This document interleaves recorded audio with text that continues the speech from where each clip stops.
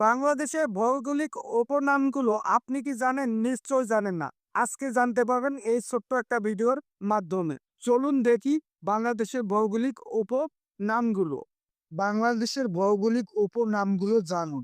পৃথিবীর বৃহত্তম বদ্বীপ বলা হয় বাংলাদেশকে। বাংলাদেশের প্রবেশদ্বার বলা হয় চট্টগ্রামকে। ১২ আউলিয়ার দেশ বলা হয় চট্টগ্রামকে। ৩৬০ আউলিয়ার দেশ বলা হয় সিলেটকে। হিমালয় কন্যা বলা হয় পঞ্চগড়কে।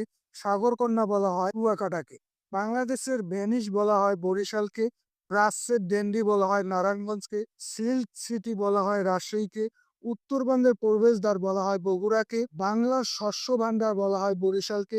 সাইবার সিটি বলা হয় সিলেটকে। যদি আপনাদের ইনফরমেশন গুলো একটু উপকার হয়, ভালো লাগে, অবশ্যই আপনার টাইমলাইনে শেয়ার করে সবাইকে দেখা শুরু করে দেবেন। ইউটিউব থেকে দেখে থাকলে ইউটিউব চ্যানেলটাকে সাবস্ক্রাইব করে বেল বাটনটাকে অন করে দেবেন। অবশ্যই একটা লাইক দিতে ভুলবেন না।